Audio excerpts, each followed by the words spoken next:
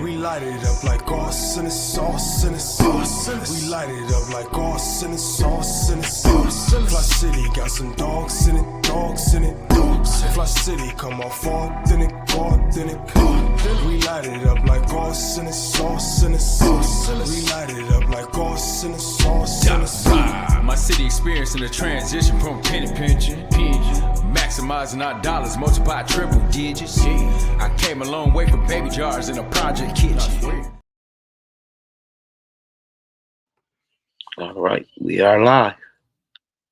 Hello, everyone. Good evening, good evening, good evening. Good evening. I'm Beverly Lewis. I'm from Metropolitan Baptist Tabernacle, and we are here this evening to discuss our upcoming sickle cell walk. I have my friend SeQouia Hogan with me. Hello. And also my brother Eddie Booth with me. So I want to get us started, and we're just gonna give you the information about the walk. This is our third and final installment. Welcome and thank you for joining us. The sickle cell walk will be this Saturday, September 7th. Registration will begin at 9 a.m. The walk will start at 10 a.m. at Max Brandon Park. Then you will come in on the Pasadena entrance. Early registration to get a free t-shirt has ended. However, we will have a limited number of shirts for sale. We'd also like to highlight any area warriors. So we're asking any warriors to attend the event. We're not asking you to walk, especially if you already know it's going to be too much for you, but we want you to see the love and support that you have from the Flint community. So we're asking warriors to please come out and join us for today. We are also going to follow up for the first time this year and do a blood drive, which will be the following Friday, September 13th. We will begin at 10 a.m. and end at 3:45. You can schedule your appointment on redcrossblood.org or by calling 800-RED-CROSS. You can even save time by visiting redcrossblood.org/rapidpass to complete your pre-donation reading and health history questions prior to your appointment time. I went on the website this morning and did mine, so I have a 10 o'clock appointment. So I have one of the first appointments. I think they do 2 or 3 at each time frame. So there's plenty openings. Please consider giving blood. Your blood helps to save lives or to make lives better because our warriors really go through, and from time to time they do need transfusions. Plus there are a whole lot of people out here who need blood. So if we can help a little bit, we love it. So at the walk and at the blood drive, there will be educational resources, medical resources there. And anyone who's interested in vendoring can call the church office at 810-787-9731, and you'll be able to get the information. There is no cost for registration at all. It's all free. So at this time, I'm just going to throw it over to SeQouia and let her tell you a little bit. She is a warrior. So SeQouia, just tell us a little bit about your experience living with sickle cell and how it has affected you and your family. Hello, everybody. As Ms. Beverly said, I am SeQouia Hogan, born and raised in Flint, Michigan. I am 34 years of age, and I am a sickle cell warrior. Man. How has sickle cell affected me and my family, you say? Mm-hmm. A lot of different ways, every aspect of my life. I know September is Sickle Cell Awareness Month, and Saturday will be the walk, but sickle cell awareness is a 365-day thing for me. Yeah. As far as how it's affected my family, I actually have several family members that actually has the illness as well. It runs more on my dad's side. I have an aunt that has sickle cell anemia. I have a younger brother who actually has sickle beta thal. So for those of you that may not know, sickle cell has several different types. I have SS, which is said to be the worst kind. I've lost several family members to the illness and some friends as well. It's a day-to-day struggle, but we got it. We can do it. Amen. I don't let anybody tell me the things that I cannot do. I actually have a master's degree. So I keep going. I have a younger son who luckily has the trait. Yes, and not the disease. So I'll be making sure that I talk to my baby more about it and speaking up more, actually, because this is like my first time doing something on a platform like this. So speaking up more about it, letting people know, having people be more aware. Yes, please go to the blood drive because we actually do need it. Some people actually get blood transfusions on a monthly basis. So we do need that. And I just want everybody to actually be aware of your own. Sit and talk to people, ask questions, ask your doctor's questions, figure out if you're a carrier of the gene, because this can be stopped if we do our part. And I'm just trying to think anything else that I missed, maybe. So going through school, Mm-hmm. how did it affect your education? You know, I'm sure you had several disruptions in your education when you would have crisis, when you were going to crisis. Yes, elementary school, it was a little bit better for me because I stayed at the same elementary school. Okay. So everybody knew me.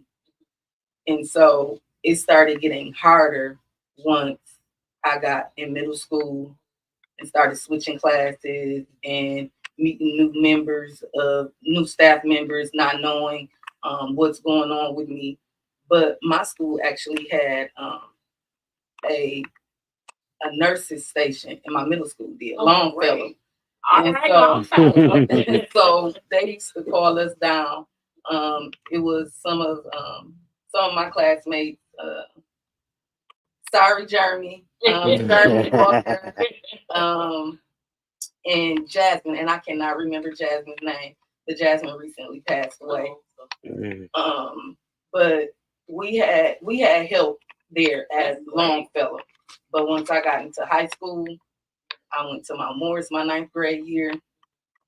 Considering that sickle cell is predominantly Black, I had a lot of issues at Mount Morris. They tried to fail me my 9th grade year because I missed so many days of school, because they had a rule that you could only miss 13 days. I probably was 13 days within like the first semester or so. Yeah. So yeah, that was a big challenge. College was a little bit better, just considering that I didn't have school every day. But I still ran into obstacles. Like I said, I have my master's degree. So I ended up finding out I was pregnant my 2nd semester of grad school. Oh, wow. So I was in and out of the hospital, grad school, but I still did it.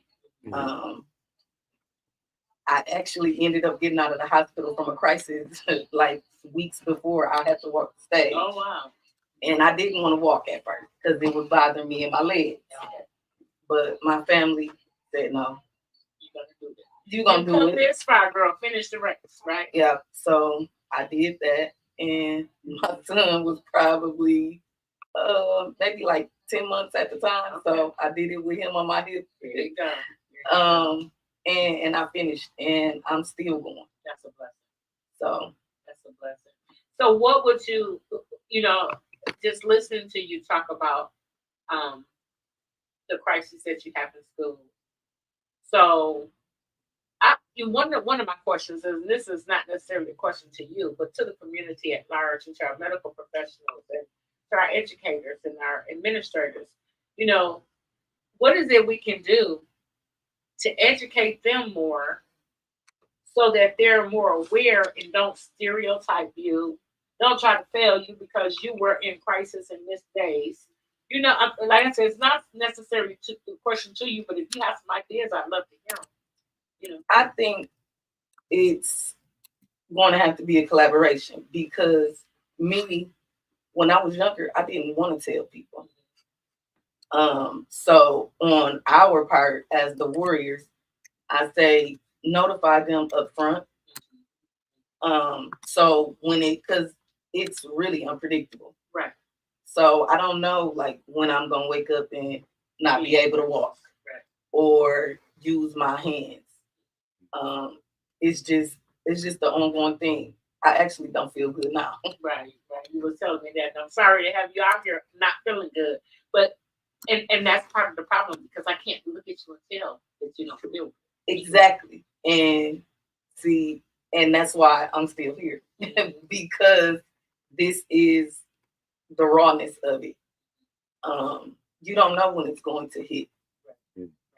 And I'm like, you know what? I still gotta go because guess what? I don't look sick. And that's where we run into the issues in the medical field. I hate going to the hospital. Man. Because they a lot of times look at us as drug seekers. When I was in pediatric care, it was okay. But once you switch and get older, and like it's almost like a culture shock going from pediatric care to adult care. Because I've had doctors come in the emergency room and tell me, you don't look sick. Why are you here?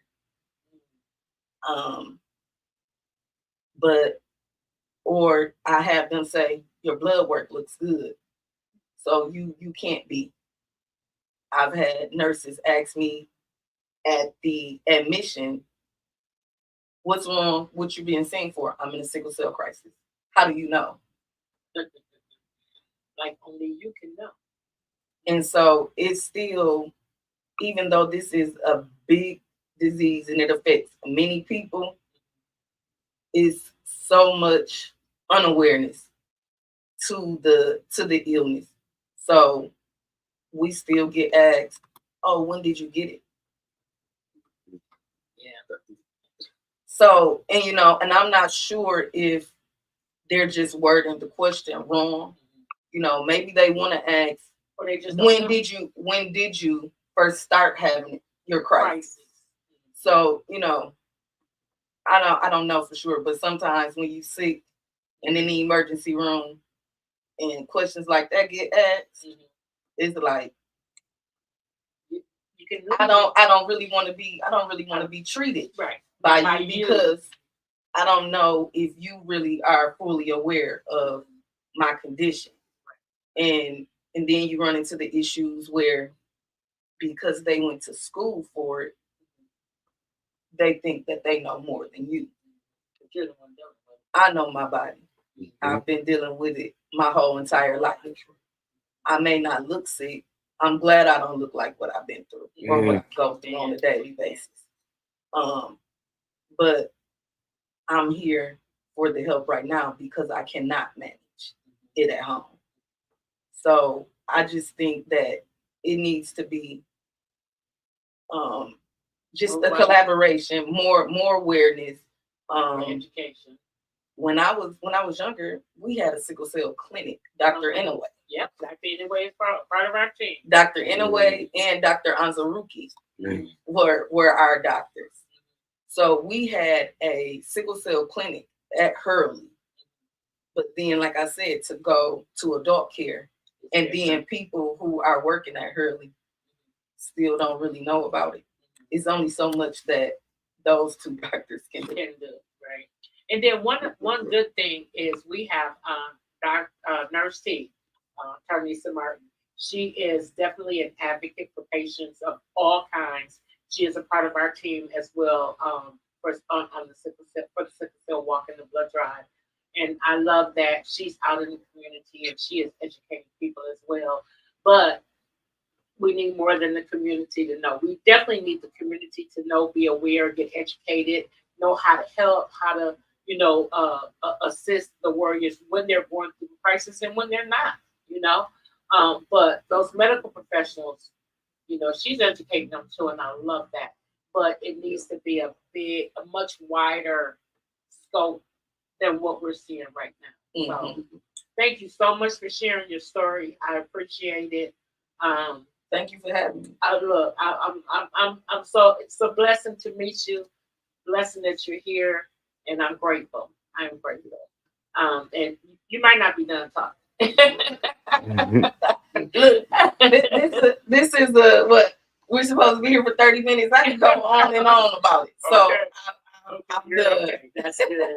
Okay, but I do want to pull in Brother Booth. Eddie Booth is also a member of Metropolitan Baptist Tabernacle, and he's instrumental for our walk. This is an annual walk. How many years have we been doing it, Brother Booth? This is our 8th year. 8th year. We during the pandemic we didn't do it on 2021. We didn't do it. So this is our 8th year doing the sickle cell walk. And how we come to the sickle cell walk is Reverend A.J. Point, yes, the visionary, and the reason why we are here today talking about sickle cell. He had a grandson. His grandson had sickle cell, and he saw the situations with his daughter and the stuff she had to go through with him through the sickle cell. So he said, well, why don't we try to do something for the children? Yes. Nothing elaborate like we're doing now, just bringing up a few funds so that we can help them out, like transportation or so on. And he gave Sister Cookie Jones the assignment, and she would have gospel events to raise funds for it. But that played down. And she said, well, I'm just going to stop. I'm going to end it now. And I said to myself, I got a son that has sickle cell, and now I have a new granddaughter that's got it. I said, if you stay chairman, I will do what I can to help you. I had no idea what I was going to do, But, and my wife is breast cancer survivor. And we was there, we was walking. I said, look at all these people. I said, why can't we have a sickle cell walk? And that's how it all started, and I brought it back to the committee, and here we are. all right. We started in a parking lot, and look where the Lord has brought us to now. All the way to Max Brandon Park. But the main thing right now is I just wanted to say my son was born in the 60s. And at that time, nobody knew what sickle cell was. Well, the longer you wait without medication and research, the worse it gets in your body. Because you keep having crises and you don't know what is going on. His mother and I, we was teenagers. We didn't know what is sickle cell. But there was one doctor that was doing work for the sickle cell, and he was in Saginaw. So he was born in Grand Rapids, so they moved to Saginaw. a lot. The problem is with sickle cell patients, as a parent and as a grandfather, there is nothing you can do. That's the most hurting thing there is. You know, like Mr. Horton said, you never know when it's going to hit. But my son and my granddaughter, they talked. They talked, and my son told her, said, Kennedy, you must educate yourself. Right. You got to educate yourself of your condition. And blood transfusions, I still believe, was the longevity of my son, because he passed away in 2020 on Martin Luther King Day from the complication of sickle cell. And blood transfusions, I believe, gave him that longevity. There's no doubt in my mind. Me as a person with a trait,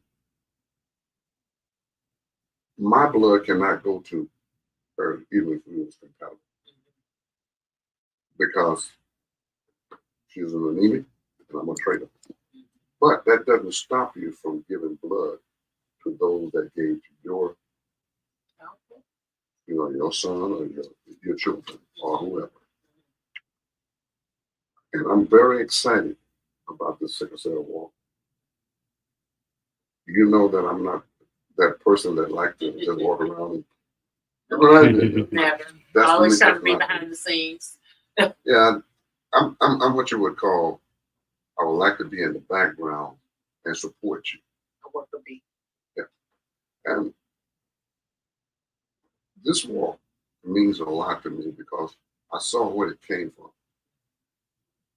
Small, started out small, and the loving people.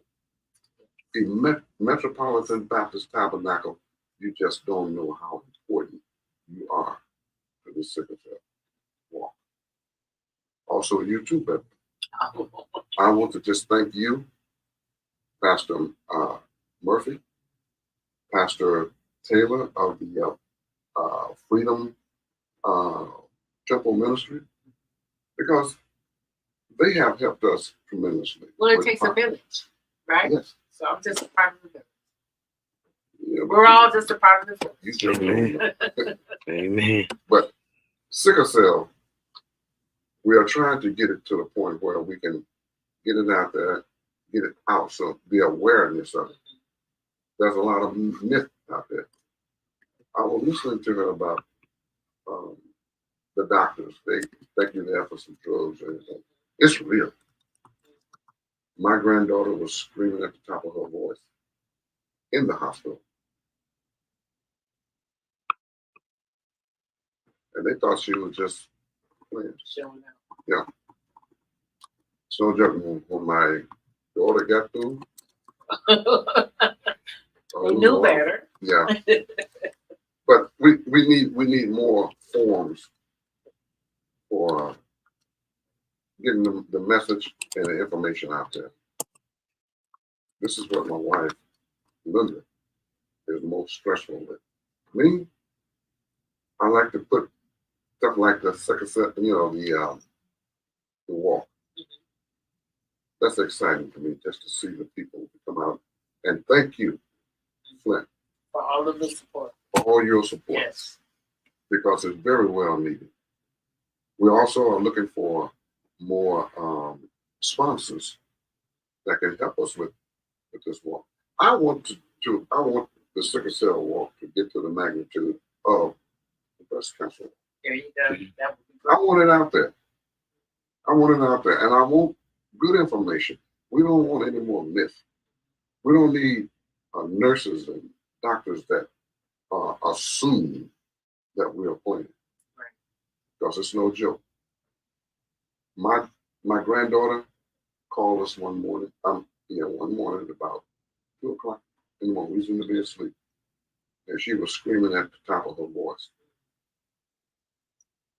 And she said, Papa, Papa, please, will you help me? It hurts so bad. And she's in Alabama, y'all. Mm. Do you know what that feels like when you 700 some miles away and there's nothing that you can do? And your baby is Your baby's in crying out. I understand what you're going through. I understand. I understand very much what you're going through. And it's hurting. It's a hurting feeling. Especially when you just can't do that. But we are looking forward, come rain or shine, September the 7th at And it's Max not going to Brennan. pour down. It may sprinkle a little, but we'll be all right. Bring your umbrellas. Yeah. Bring your hoodies, your raincoats. Right. Come on down, because we are walking regardless. We got Brother Bo, tell us a little bit about where the funds go to that we raise from the walk. okay. The funds, it helps with transportation. If you don't mind, I'd like to just read it off. Yes. First of all, we provide vouchers for 33 people to eat in the Hurley cafeteria after their appointments. Also, we gave 68 Speedway gas cards for fuel only to families to get to their appointment.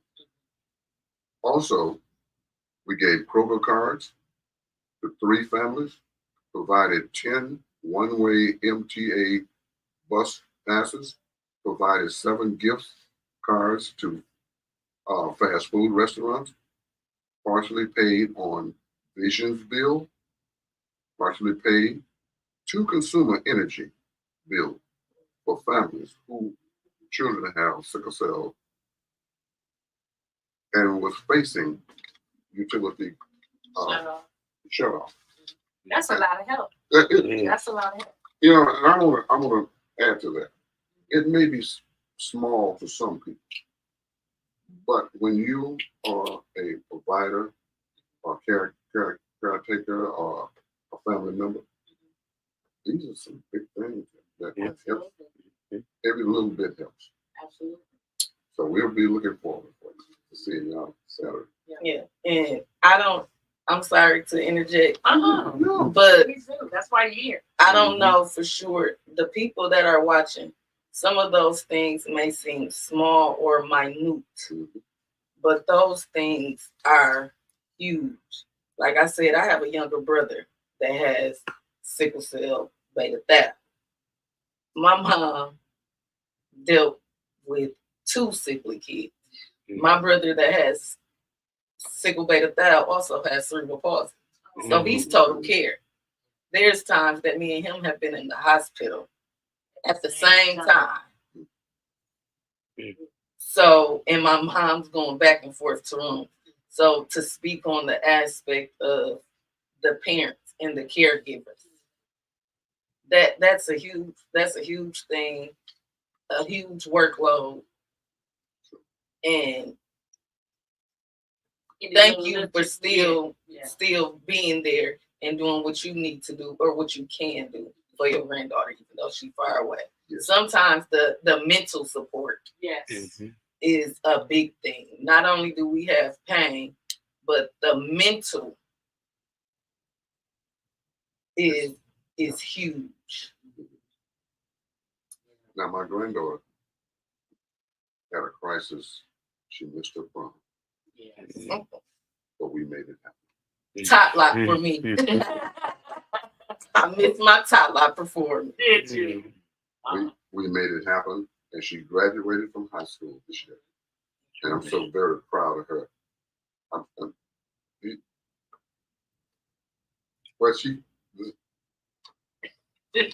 I'm just proud of her, of her accomplishments, of stick to itness. And we're just asking those in the listening audience, don't let them give up. Right. Don't let them be ashamed of a sickness that they can't do anything they have no about. control over. You can't hide it.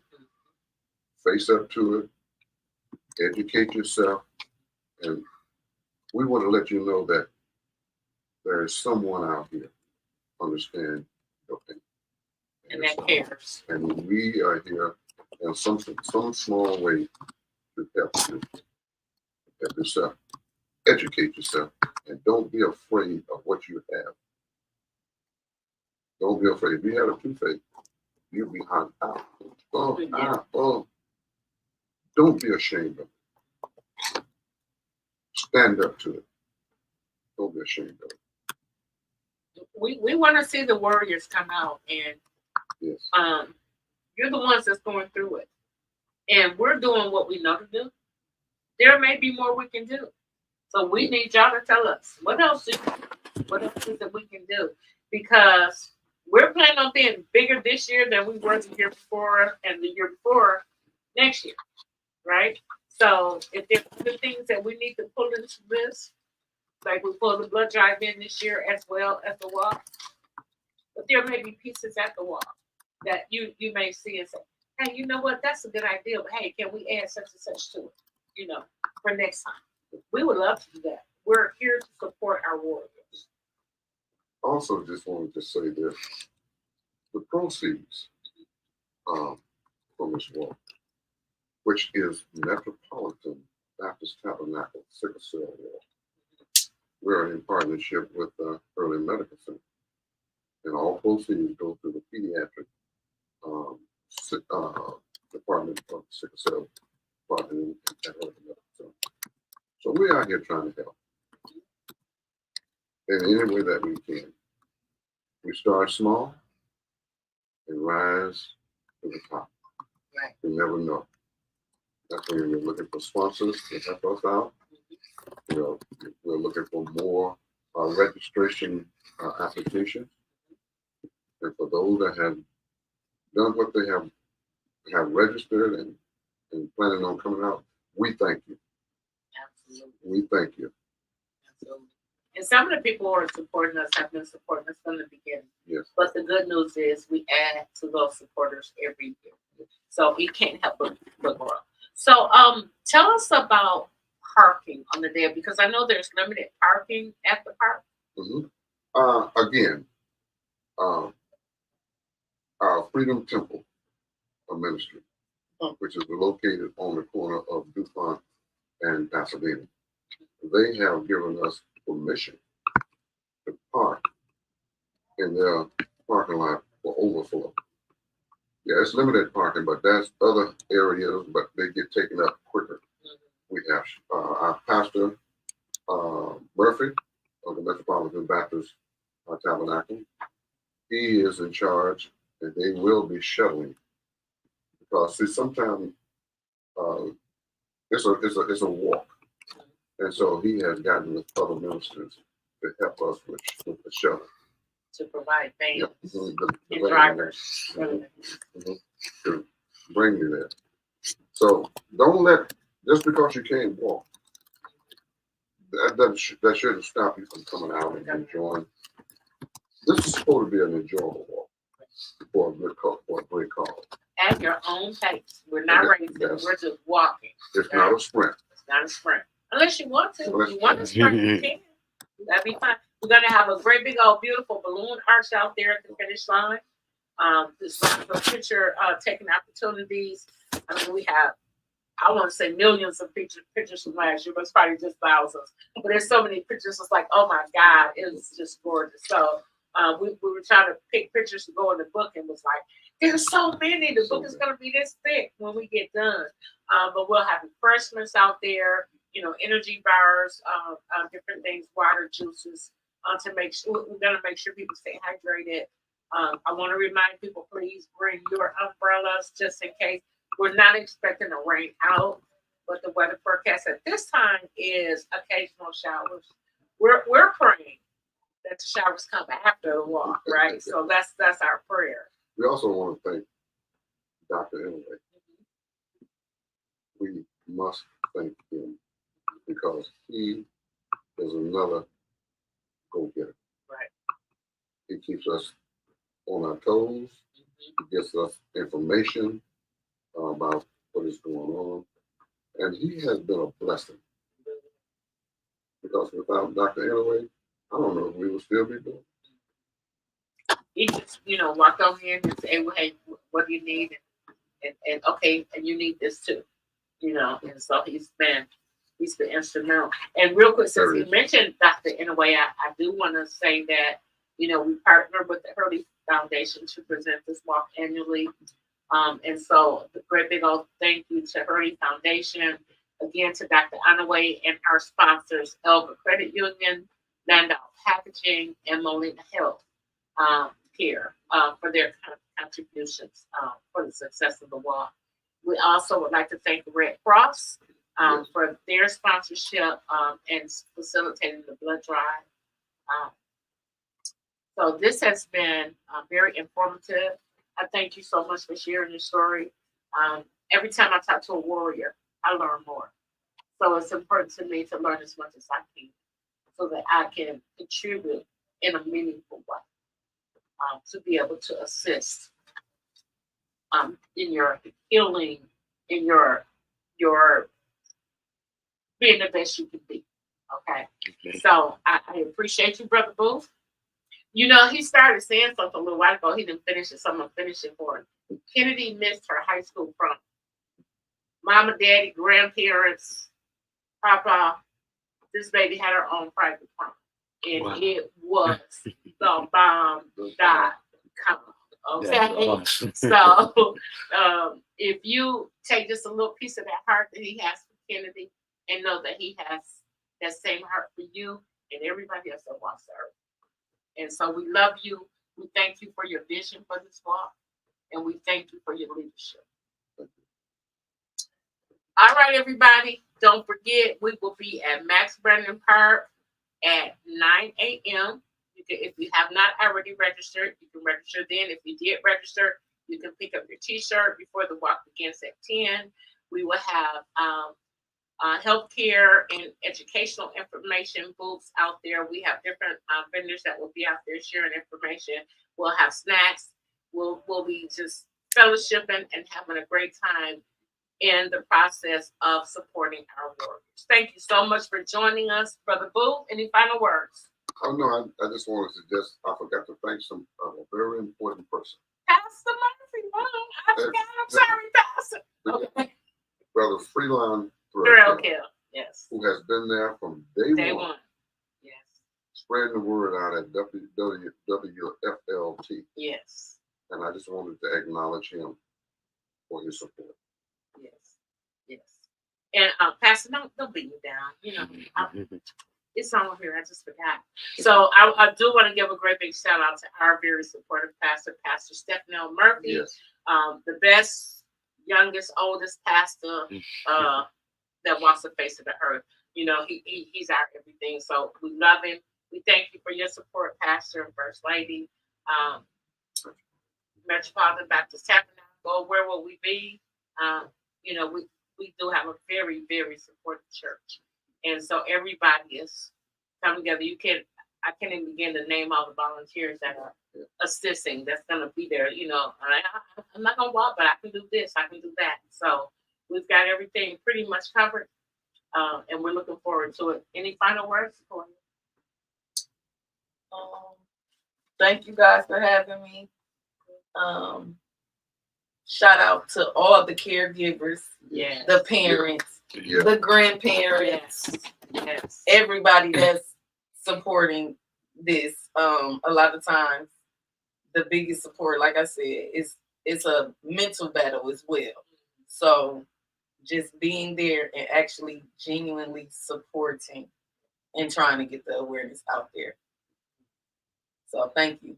You're welcome. Thank you for agreeing to come, and especially with you not feeling well. So that's a great big old. Ooh, much love, baby. Much love. Yes. Thank you, Brother Booth. I want to give a shout out to Fli-City Blackout. Thank y'all for allowing us to come in and to share with the community. This is our third and final installment of the Sickle Cell Walk podcast on Fli-City Blackout. But we have other things coming down the road, and we'll definitely be kicking it with you guys next year. We will probably do even more podcasts. So thank you all for joining in, and we look forward to seeing you on Saturday at Max Brandon Park at 9 a.m. Be blessed. Be safe. Yes.